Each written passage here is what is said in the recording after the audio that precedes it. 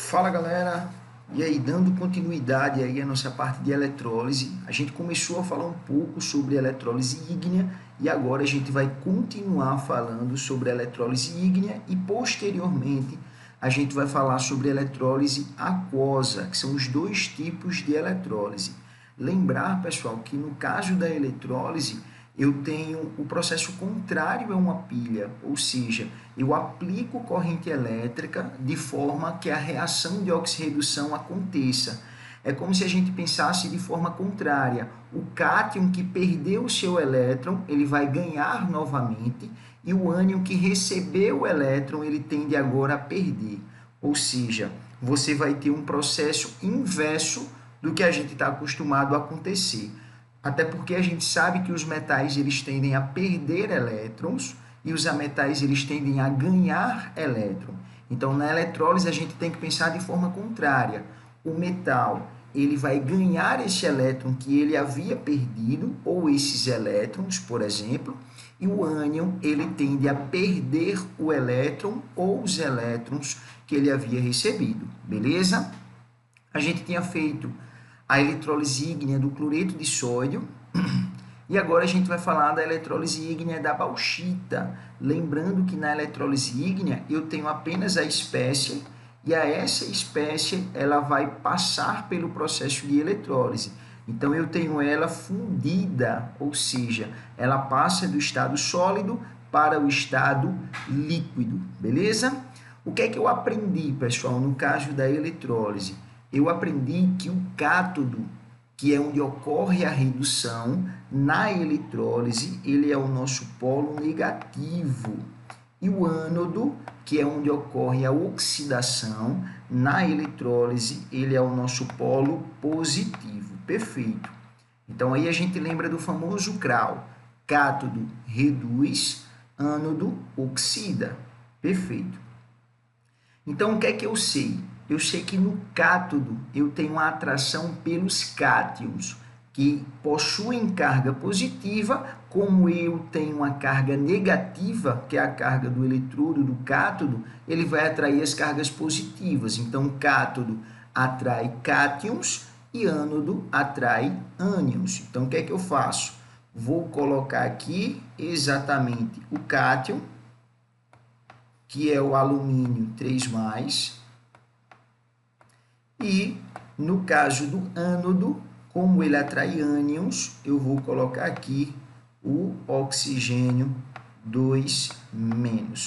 E agora é só promover os processos, né? No caso do cátodo, ocorre a redução, então eu terei a redução do cátion alumínio para se transformar no alumínio metálico.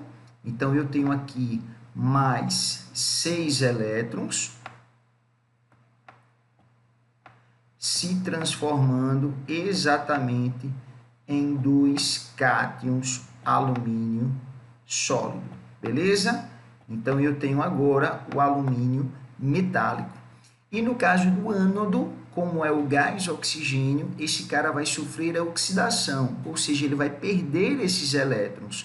Então, você tem aqui esse rapazinho se transformando em gás oxigênio. Então, para balancear, pessoal, eu vou colocar aqui 3/2 de O2. Lembrando que no caso dos gases, você tem que fazer esse balanceamento. No caso do H2, O2, Cl2, todos eles formam-se por meio dessa molécula diatômica.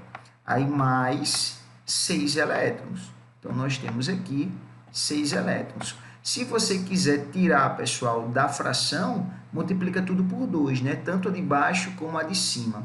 Mas aqui não precisa a gente fazer isso. Então, ó, elétron com elétron pega o beco, e aí é só promover aqui a nossa equação global. Então, eu tenho 2 alumínio 3+, então ele está na forma de líquido, porque ele está na forma de cátion, mais os 3 O-2, também na forma de líquido, se transformando aí sim nos nossos produtos, né? No caso, o alumínio metálico, que é o alumínio no estado sólido, mais o gás oxigênio.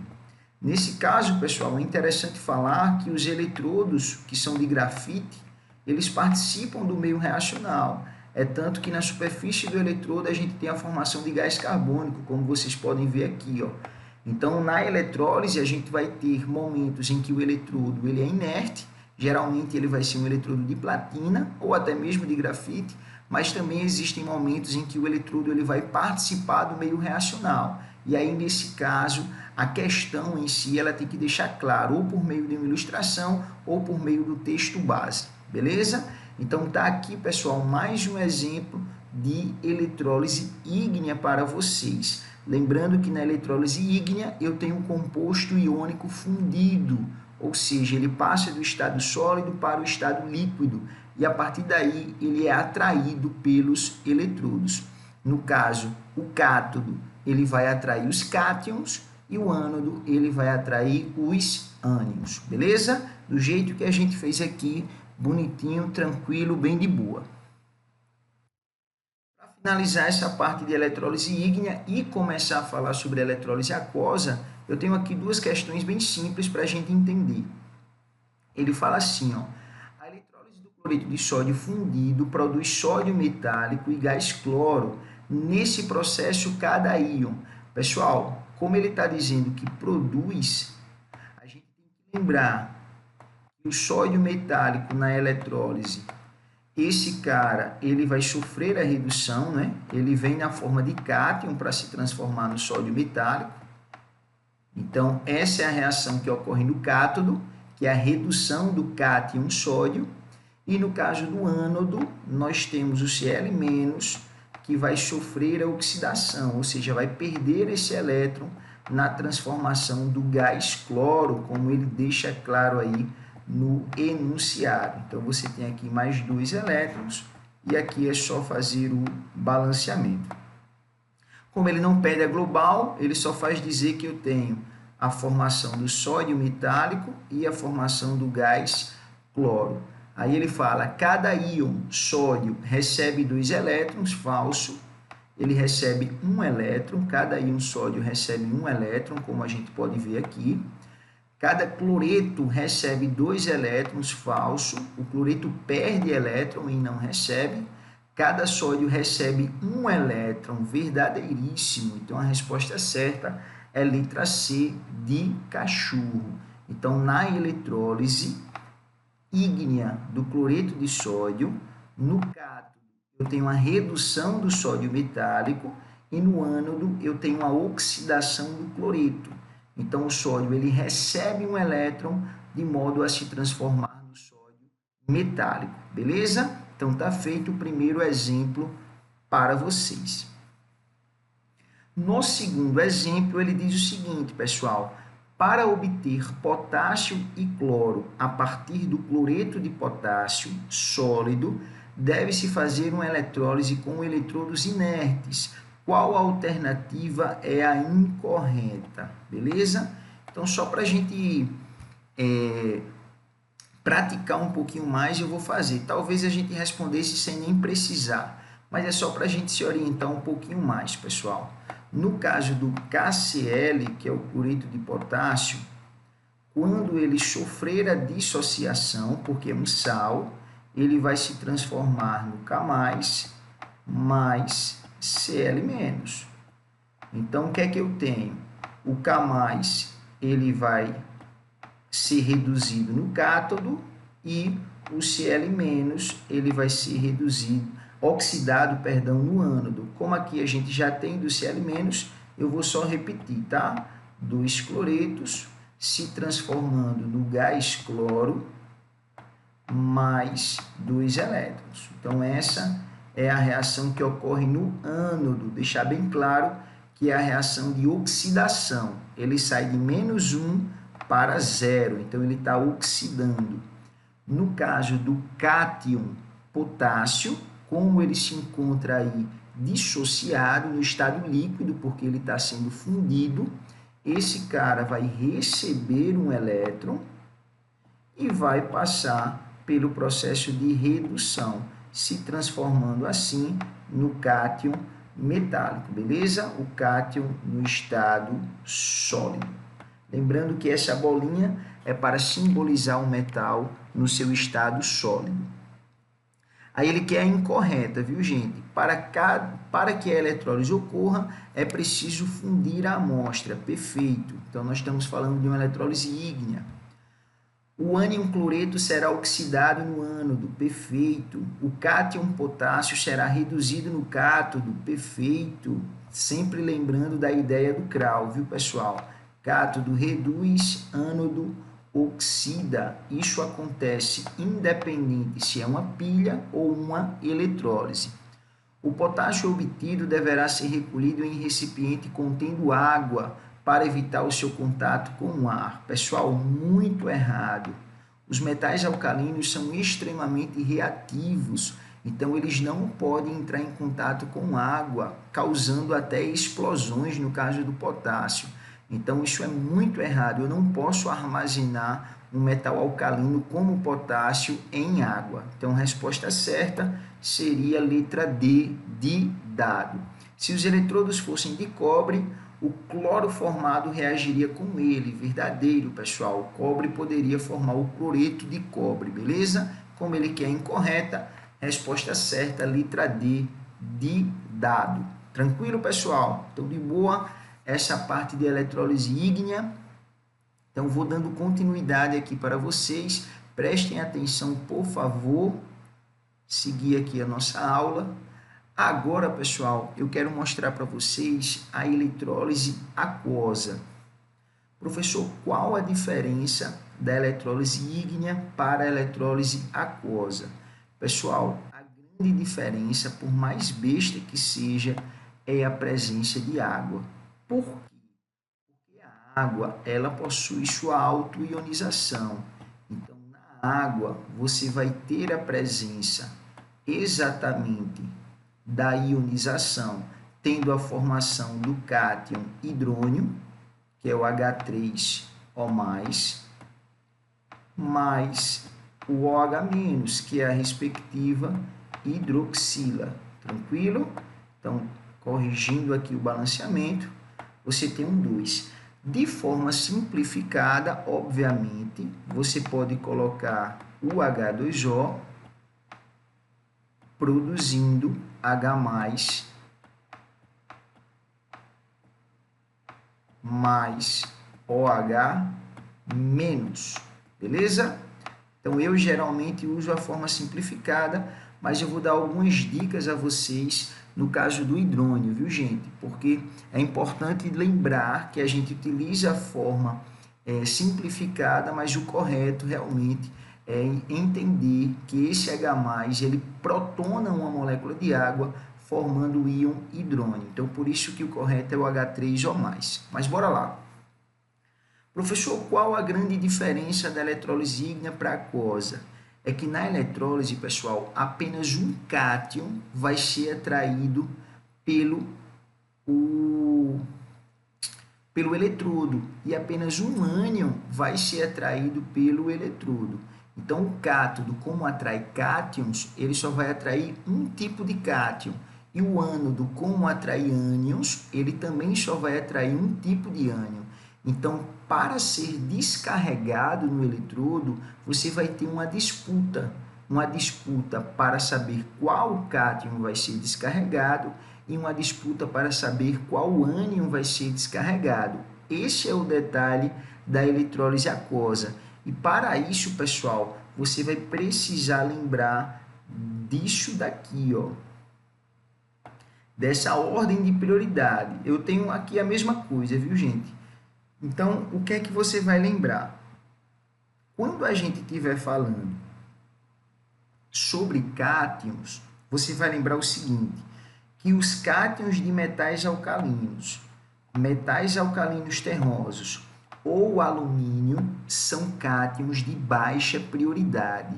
Então, nunca eles serão descarregados na eletrólise aquosa. Então, no cloreto de sódio, por exemplo, você não tem como obter sódio metálico na eletrólise aquosa, só na ígnea. A mesma forma a bauxita que a gente acabou de fazer. Você não tem como obter alumínio metálico na eletrólise aquosa. Você só vai poder obter na eletrólise ígnea. Isso acontece porque esses cátions têm baixa prioridade. E se você analisar aqui no meio, ó, o H+, ele tem mais prioridade que eles. Então, como você sempre vai ter o H+, por conta da presença de água, ele sempre vai ser descarregado na frente desses caras. Então, esse é o X da questão, é entender que na eletrólise aquosa você passa por prioridades. Então, no caso dos cátions, os metais alcalinos, alcalinos terrosos e o alumínio têm baixa prioridade. O H+, ou o hidrônio, faz a fronteira, e os outros cátions têm mais prioridade, que no caso são os outros metais ou os metais nobres, no caso do cobre, ouro, platina e assim sucessivamente. No caso dos ânions, pessoal, o que é que eu devo lembrar? Que os ânions oxigenados têm baixa prioridade e o fluoreto. Quem faz a fronteira, obviamente, é a hidroxila, e todos os outros ânions têm mais prioridade, que é o caso do cloreto, brometo, iodeto e aí vai. Mas os oxigenados têm baixa prioridade, juntamente com o fluoreto. Quem faz a fronteira é a hidroxila e os outros ânions têm mais prioridade, beleza? Aqui eu vou mostrar um exemplo para vocês para tentar facilitar o nosso entendimento. Pessoal, aqui é o mesmo raciocínio. Ó. Como é que eu faço? Eu tenho aqui o NaCl, então você vai colocar o NaCl, só que agora você vai colocar também a molécula de água. Então, você vai ter a formação do Na+, mais Cl-, você vai ter a formação aqui de H+, mais OH-, beleza? Então, o que é que eu vou fazer, pessoal? Segue o mesmo raciocínio. No cátodo, eu tenho a atração do cátion e no ânodo eu terei a atração do ânion. Qual o detalhe que eu tenho que seguir a ordem de prioridade? No caso do cátion, quem tem mais prioridade? O H+, ou o Na, que é um metal alcalino? A gente viu que o metal alcalino tem baixa prioridade, então quem vem é o H+. Então, vou colocar aqui o H+. Quem tem mais prioridade? O cloreto ou a hidroxila? Como o cloreto não é um ânion oxigenado e nem um fluoreto, ele tem mais prioridade. Então, quem vem para cá é o cloreto. Aí agora é só fazer o que a gente já sabe. No cátodo ocorre a redução. Lembrando que o H ele não fica sozinho, então eu preciso formar o gás hidrogênio. Então, com isso, você tem que multiplicar por 2. Então, aqui coloca 2 elétrons, 2H+. E o cloreto vai ser oxidado, né? Também eu preciso multiplicar por 2, porque nós teremos a formação do gás cloro. Então, coloco aqui 2 elétrons. E aí eu tenho aqui que colocar 2. Tranquilo? Então, está aqui a nossa eletrólise aquosa do cloreto de sódio. Trazendo aqui a global, elétron com elétron pega o beco. Nós temos 2H+, mais 2Cl-, se transformando no gás hidrogênio. Então, o produto que vai ser produzido no cátodo vai ser o gás hidrogênio e o produto que vai ser produzido no ânodo vai ser o gás cloro. Detalhe, pessoal, na eletrólise aquosa do cloreto de sódio, o principal produto não vai ser nenhum desses dois.